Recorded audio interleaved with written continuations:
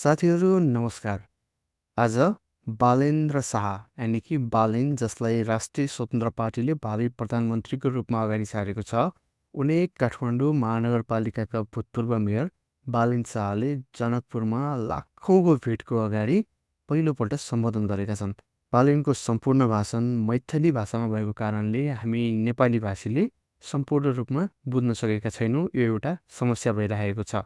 अगाडि प्रस्तुत हुँदैछ बालेनले मैथिली भाषामा दिएको भाषणको नेपाली अनुवाद बालेनकै शब्दमा।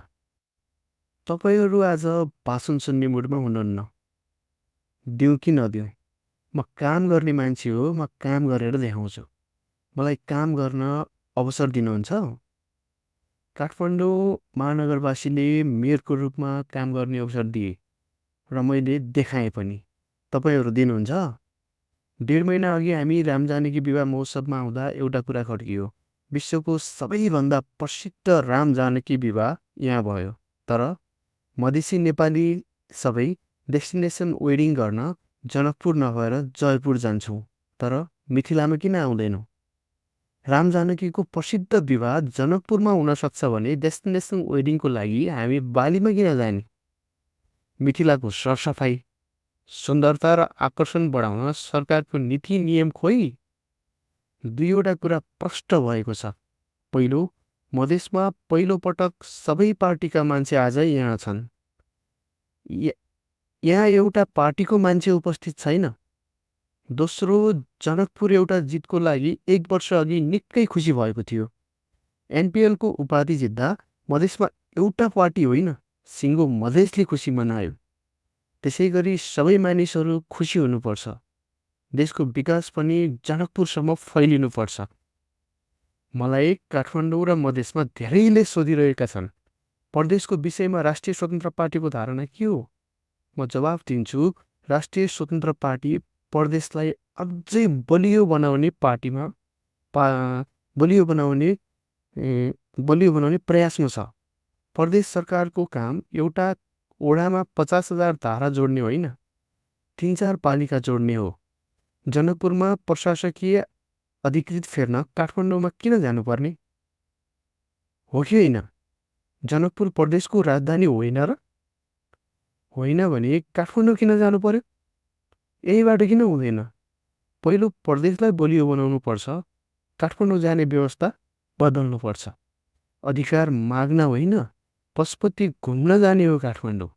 पशुपतिनाथ स्वयम्भूनाथ घुम्न जाने हो, काठमाडौँ अधिकार माग्न जाने होइन।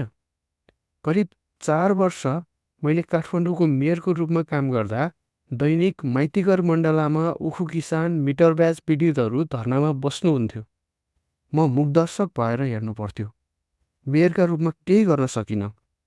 अब तपाईँहरू सोच्नुहोस्, मेयर भएर 35 पालिकाहरूलाई निशुल्क नयाँ एम्बुलेन्स दिन सके भने म सङ्घको सरकारमा गएँ भने के गर्न सक्छु होला? सबैले समाजवादको कुरा गर्छन्, लोकतन्त्रको कुरा गर्छन्। काठमाडौँ महानगरपालिकाले हरेक वर्ष 20,000 विद्यार्थीलाई फ्रीमा पढाइरहेको छ। महँगा कलेजमा पढ्न फ्री भिजा, फ्री टिकट, बिना ढेउवागी। विदेश जाने होइन, नेपालमै कलेज पढ्न। महँगा कलेज र स्कुलमा वार्षिक 20,000 विद्यार्थी फ्रीमा पढ्न पाउनु समाजवाद होइन र? काठमाडौँमा महँगा हस्पिटलमा 20% बेड फ्रीमा मिल्छ, त्यो समाजवाद होइन? हामीले पार्टी, पौवा, पोखरी, फाल्साहरू निर्माण गरेका छौँ काठमाडौँमा। मिथिलामा जनकपुरमा पनि मन्दिर, पार्टी, पौवाहरूले प्रतीक्षा गरिरहेका छन् कसले आएर संरक्षण गर्छ भनेर। त्यो अब राष्ट्रिय स्वतन्त्र पार्टीले गर्छ, त्यसले नै संरक्षण गर्छ। त्यसका लागि हामीलाई काम गर्ने अवसर दिनुपर्छ तपाईँहरूले। म आज पहिलो पटक भाषण दिँदैछु। मेयर पदबाट राजीनामा दिएपछि बल्ल फुर्सद पाएँ। 4 वर्ष फुर्सद नै थिएन काम गर्नु कि भाषण दिनु। नेपालमा टुरिस्ट 10 लाख मात्रै आउँछन्, जबकि भारतको अयोध्यामा मात्रै 10 करोड टुरिस्ट आउँछन्। हाम्रो जानकी माताले 1 करोड टुरिस्ट ल्याउनु पर्ने हो। एउटा मधेसिया केटो प्रधानमन्त्री बन्छ भनेर मात्र होइन घन्टीमा भोट हाल्ने। सही मान्छे ल्याउनका लागि, सही सरकार ल्याउनका लागि तपाईँहरूले घन्टीमा भोट हाल्नुहोस्। नमस्कार।